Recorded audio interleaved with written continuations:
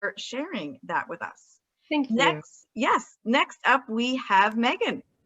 Hi.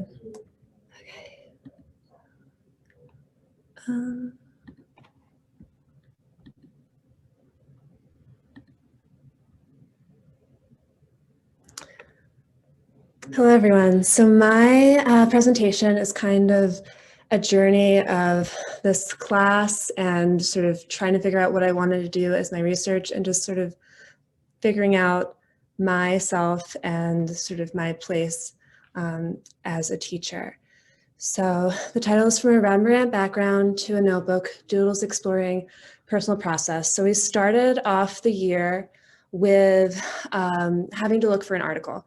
And I was really struggling to try and think about what I wanted to do my research project on. And I came across this fascinating article about Johannes Vermeer. And it was more of a quantitative research paper rather than qualitative, which a lot of us were looking at. But this whole story of this research just really blew me away. It started with this painting, Mistress and Maid, by Vermeer. And this has often been discussed because the background is atypical for his work. Usually has very detailed backgrounds of domestic scenes, and this one appeared black. And art critics and historians had discussed whether it had been painted over, whether someone else had painted over it. And there had been research done on it about 50 years ago where it seemed like something might be underneath, but the technology just wasn't there. And so two art historians from the Metropolitan Museum of Art did a series of tests on the painting. They did imagery, they did paint samplings, and what they found was that there were that Vermeer had done pretty much three backgrounds. He had first done this background, which would appear to be a tapestry. That's what they proposed it as. And then he had done another background where he had a really detailed curtain, and then he had done another background where it was a less detailed curtain and it was just a focus on the two figures. And I just thought that this was kind of magical, being able to see his process. You always see these old artists and you can't really relate to them at all. And being able to see sort of what he went through in his studio, the decisions he made, sort of his reflections. He clearly stepped back, saw that the composition wasn't working. And I just really enjoyed sort of seeing this process from a famous artist. And so I started thinking about why I was so intrigued about the evidence of Rembrandt's process and why sort of seeing his idea lines really intrigued me. And I started making my research board, and these were sort of examples of my journals. And as I was sort of thinking about him, I started thinking about my own process and what is artistic process and why is it important or why is it not important. And so I started going on this journey of sort of analyzing my own artistic process. And I've been doing that a lot this semester with the journals that I've been creating in 2 of Jess's classes. And I really started thinking about my journey with doodling in the last couple of years. A few years ago, I was in a car accident where I ended up having to stay on the couch for a few months. And to get through that, I just started doodling. And the sketch in the back is an example of the doodles I would make. And it was just a stream of consciousness. And I would just sit there and make these little images. And I've kind of continued to do that for the last 3 years. I've incorporated some of that sort of technique in my journals. And I realized for me, the process of doodling was much more important than the actual work at the end. And I'm also a new mom, and in the last few years, I just haven't had a lot of time to do what I could consider proper art, but I realized that that didn't matter. For me, it was the process of creating that was important. It didn't matter what was at the end. And so after a long searching for a few months, I came up with my research question, which was, should final product matter in the classroom, or should the emphasis be on creative process? And in the time of COVID, it's been a little hard to sort of get some like real information on people's process. So I came up with kind of hypothetical research design. So my first tactic would be interviews, talking with art teachers about their experience and observations, working with their students. Do they consider their teaching process focused or product focused? How do they support creative choice and development in the classroom? I would also want to talk to artists. A question I would propose would, how did their pre-college art education approach to process affect their artistic development?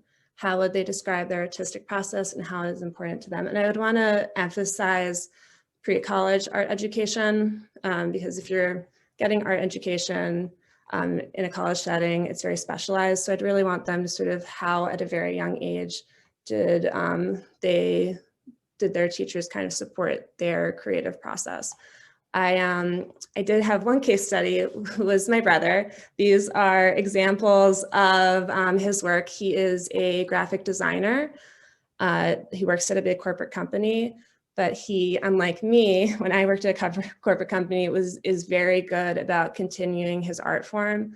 He does watercolors and he loves to doodle. And we sort of discussed his process. And for him, he always has to use a certain type of micro pen. He always does a series of studies and sketches. He loves repeating the same designs over and over and over again. And as his sister, I know that he's been doing this for years. He's been drawing in notebooks since he was a little kid. And he started that process through a small art class that he took during the summer that taught him how to do cartoons.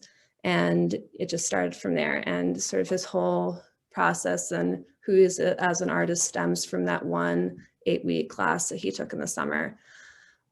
So in terms of other sets of data, I would be interested in looking at secondary data analysis. This was a great book that really talked about the trends of sort of focus on process in recent contemporary art, sort of the idea of process over product and sort of focusing on that in the art world rather than the final product.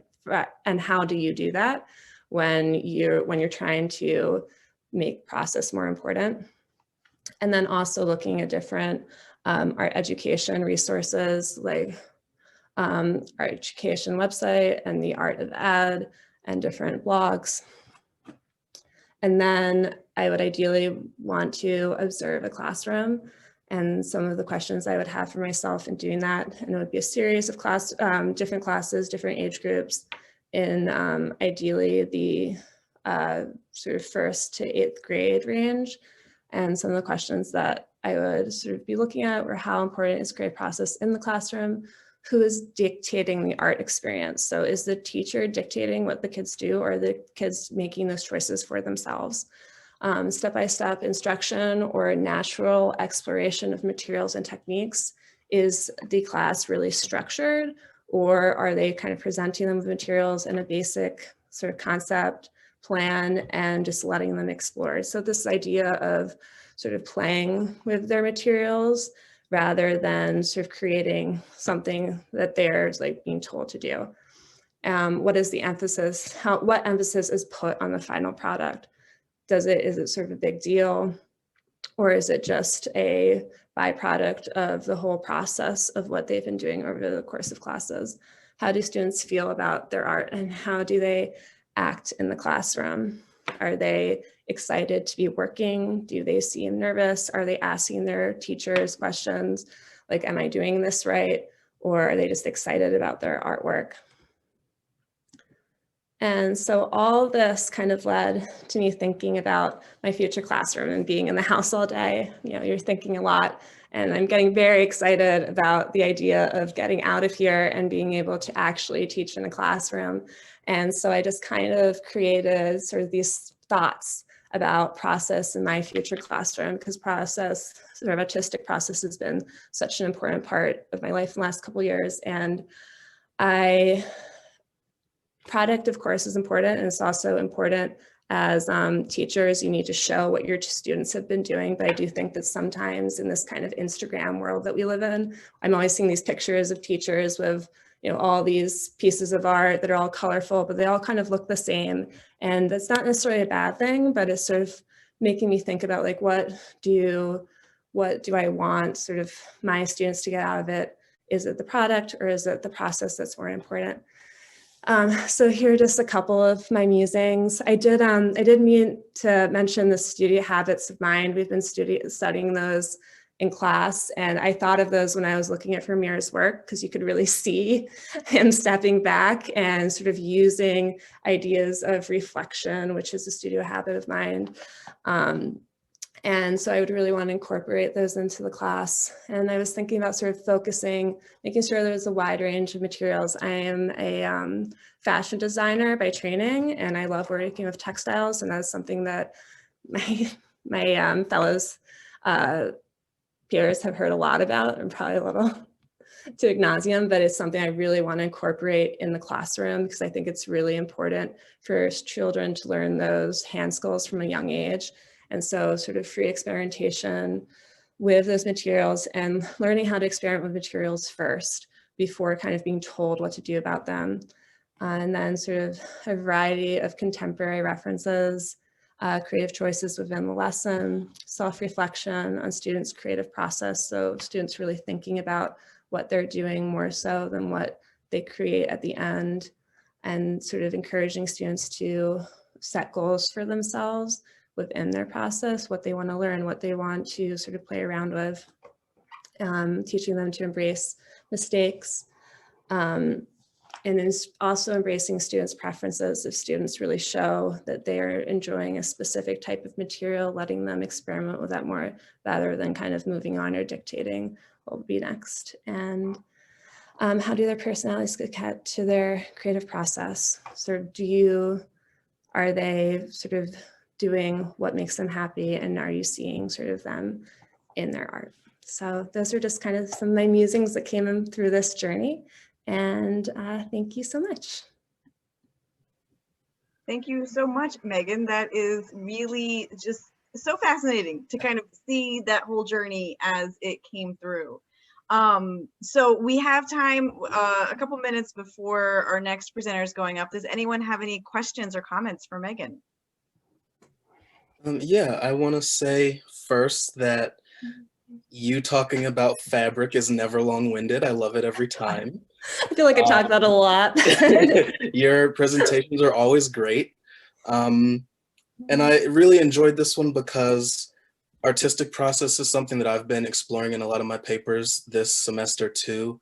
And one of the resources that I was looking at was Paul Klee. Because so you already know, yeah. So I was gonna suggest that would be a great resource because he did a lot of like iteration with his students, just kind of getting to what you were talking about. I only know, I knew him a little bit, but I just researched him more Okay. because he taught Bauhaus, and he taught a bunch of weavers who I just did a paper on. Nice. So I actually want That's to perfect. explore him more. So Yeah. That is like a good reminder for me. Nice. The last thing I wanted to mention was that there's an illustrator who used to work at UArts actually, or teach at UArts actually. His name is, his nickname is Patch. Patch? What's his full name? Patch UArts? I'll look him up. I bet you look him up. Yeah. And he had oral cancer. He survived it, and he did a self-published book called I Put the Cane in Cancer. And it collects stories and images about the work that he created during that time and how it got him through the experience, and it's really cool. and seeing the work that you made after your car accident, it was really beautiful. And I could totally see like a really cool zine or book project, Yeah. collecting all of that and talking about your experience. I think it would be really cool. Yeah, Thank you. definitely. Yeah, I have so many thoughts. We'll come back and we'll definitely be talking about all of these ideas and things. And there were some questions and things in the chat, Megan, so definitely take